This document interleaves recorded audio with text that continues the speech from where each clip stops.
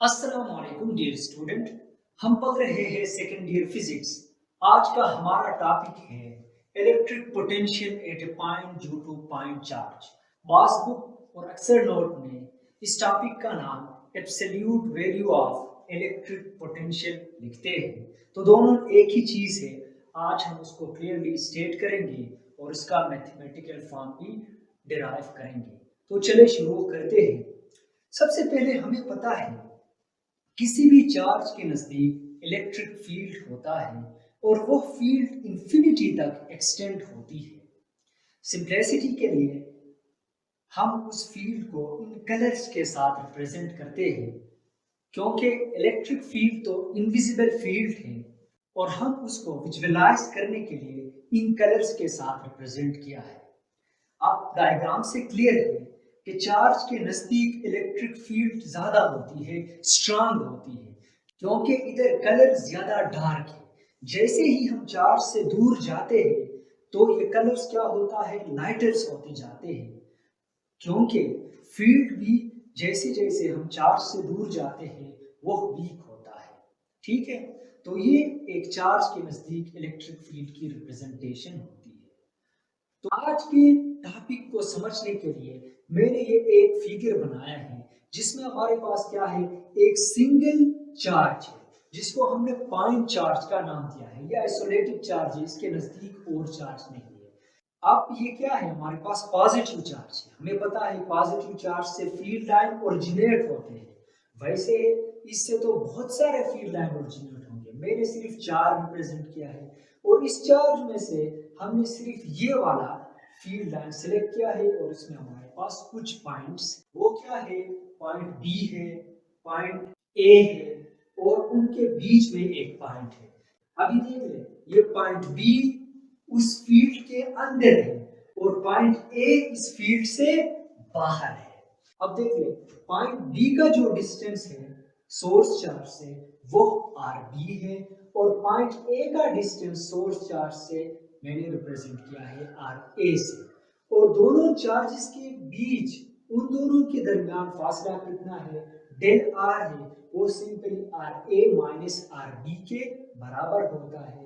और इन दोनों के बीच में जो पॉइंट है उसका डिस्टेंस सेंटर से सिंपल क्या है, आर है, वो बी और ए का मिड पॉइंट है। अब देखिए, इस डायग्राम के जरिए से हम electric potential at A point due two point charge को इस तरह डिफाइन कर सकते हैं, the amount of work done in bringing a unit positive charge from infinity up to that point by keeping the charge in electrostatic equilibrium। एक test charge को जो कि कहां पर है, इंफिनिटी पर है, इंफिनिटी से उस पॉइंट पर यानी इलेक्ट्रिक फील्ड के अंदर एक पॉइंट तक लाने के लिए हम जो एक्सटर्नल वर्क करते हैं उसी को क्या कहते हैं, इलेक्ट्रिक पोटेंशियल कहते हैं। अब देख रहे, एक और इम्पोर्टेंट बात यह है, by keeping the charge in electrostatic equilibrium, इस बात का क्या मतलब है। अभी हमने बताया इस चार्ज के नजदीक फील्ड स्ट्रेंथ होता है, जैसे जैसे हम दूर जाते हैं फील्ड वीक होता है। सपोज वो चार्ज अगर इसके नजदीक से दूर जाता हो तो वो कैसे मूवमेंट करेगा, शुरू में तेज स्पीड से मूवमेंट करेगा, फिर उसकी स्पीड आहिस्ता आहिस्ता स्लो हो जाएगी, जब वो इंफिनिटी में जाएगा तब वो क्या होगा, रेस्ट में आएगा। अब देख ले, इस वो क्या करेगा, एक्सीलरेट करेगा, अपना स्पीड या इंक्रीज करेगा या डिक्रीज करेगा, ऐसे मूवमेंट करेगा। तो हमें क्या करना होगा, उसे एक्सीलरेट करने नहीं देना होगा, उसे यूनिफॉर्म स्पीड से मूवमेंट करके उस चार्ज की तरफ लाना होगा। तो absolute value of electric potential simply क्या होगा, एक चार्ज को इंफिनिटी से इलेक्ट्रिक फील्ड के अंदर एक पॉइंट तक लाने के लिए हम जो एक्सटर्नल काम कर रहे हैं इसी को absolute value of electric potential कहते हैं। अब इस चीज को हम मैथमेटिकली इस तरफ लिखते हैं, absolute value of electric potential is equal to 1/4 pi epsilon naught q divide by r। q यहाँ पर सोर्स चार्ज को हमने कैपिटल Q से रिप्रेजेंट किया है और इस टेस्ट चार्ज को हमने स्मॉल q से रिप्रेजेंट किया है। अब इस इक्वेशन का क्या मतलब है, पहले हम उसको डिराइव करेंगे, फिर आखिर में हम उसका एक्सप्लेनेशन करेंगे। अब हमें पता है लास्ट टाइम हमने electric field as a potential gradient को इस तरह डिफाइंड किया था, electric field is equal to minus del V divide by del R. Change in electric potential with respect to displacement is equal to electric field. यानी ये equation हमें ये बताता है कि इलेक्ट्रिक फील्ड की डायरेक्शन हमेशा डिक्रीजिंग पोटेंशियल की तरफ होता है। लास्ट टाइम हमने इस इक्वेशन को थॉरोली डिस्कस किया है। अगर आपको इसका कॉन्सेप्ट पता नहीं है तो आप प्लेलिस्ट में वो वीडियो देख सकते हैं। तो इस इक्वेशन को रीअरेंज करने से हमारे पास del v is equal to minus E del are के बराबर होता है, जिसको हमने इक्वेशन 1 का नाम दिया। अब देख ले इसमें ये E क्या है, सिंपली इलेक्ट्रिक पोटेंशियल है और वो किसके बराबर होता है 1/4 pi epsilon naught q divide by r square के बराबर होता है। और यहाँ पर डेल r क्या है, simply del r the distance between these two point ra minus rb था, लेकिन हमने क्या कहा rb माइनस ra लिखा, दोनों एक ही चीज है। क्योंकि हमें पता है कि इलेक्ट्रिक फील्ड एक कंजर्वेटिव फील्ड है, जितना काम हम उस चार्ज को पॉइंट ए से पॉइंट बी तक लाने के लिए करते हैं, उतना ही काम हमें उसी चार्ज को पॉइंट बी से ए की तरफ लाने में करना होगा। यानी कंजर्वेटिव फील्ड वो फील्ड होता है जो पाथ इंडिपेंडेंट होता है। या अल्टरनेटिवली आप उसको इस तरह भी स्टेट कर सकते हैं कि यहाँ पर del R simply the distance between these two point है।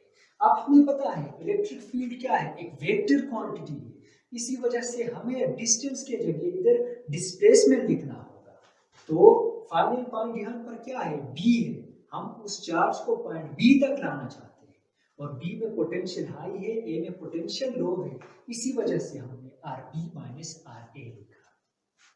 Putting these values in equation 1 we get E और डेल आर की वैल्यू इस इक्वेशन 1 में रखने से हमारे पास होता है del v is equal to minus 1/4 by epsilon naught q, ये सारे उसकी value divide by R square into del are के जगह R B minus R A होता है।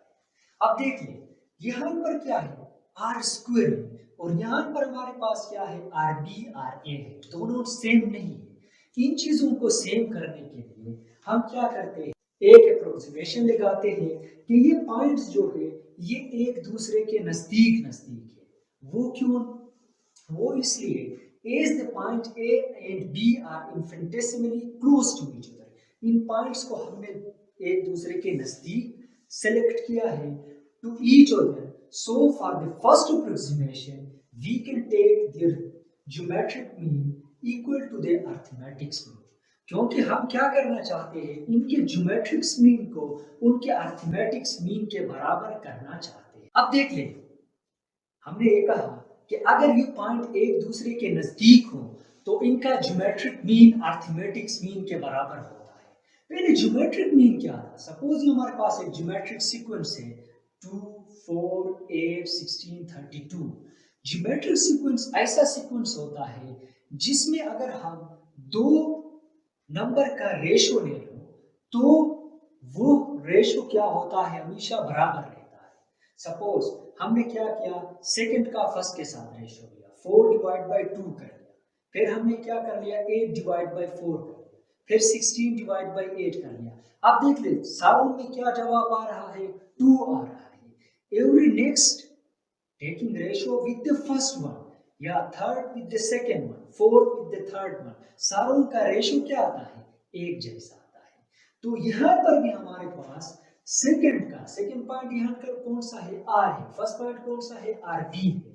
R divide by R B किसके बराबर होना चाहिए, R A divide by R के बराबर होना चाहिए, क्योंकि ये फर्स्ट पॉइंट है, ये सेकंड पॉइंट है। Second divide by first, third divide by second, उनका रेशियो बराबर होना चाहिए। तो इधर से हमने क्रॉस मल्टीप्लाई कर लिया, आर मल्टीप्लाई बाय आर किसके बराबर होता है, आर स्क्वायर के बराबर होता है, और इस साइड में हमारे पास होता है आर ए आर बी। तो यहाँ पर हम आर स्क्वायर के जगह आर ए आर बी लिख सकते हैं।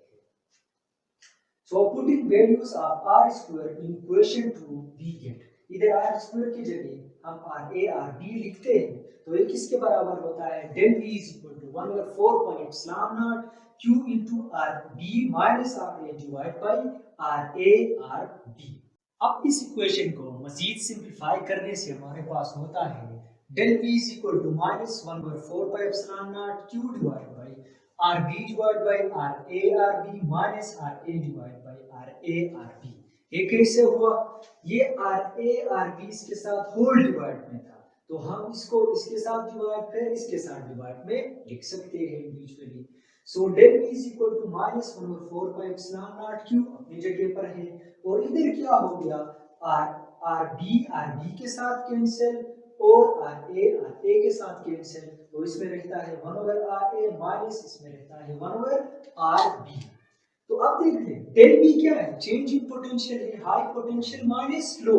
ये वाला पॉइंट B क्या है, हाई पोटेंशियल पर है, A वाला क्या है, लो पोटेंशियल पर है। तो इसको हम लिख सकते हैं VB minus VA is equal to 1 over 4 pi epsilon naught Q into 1 over RA minus RB अपनी जगह पर। अब देख लें हमने RA को कहां सेलेक्ट किया है, इंफिनिटी पर सेलेक्ट किया है, और अगर RA इंफिनिटी पर है तो उस पॉइंट पर इलेक्ट्रिक फील्ड की वैल्यू कितनी होती है, जीरो होती है।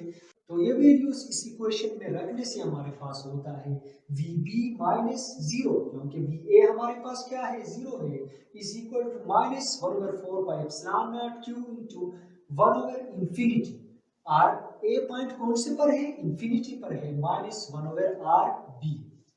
मजीद सिंप्लीफाई करने से VB is equal to minus 1 over 4 pi epsilon naught Q into, अब देख ले anything divided by infinity always equal to 0, 0 minus 1 over RB।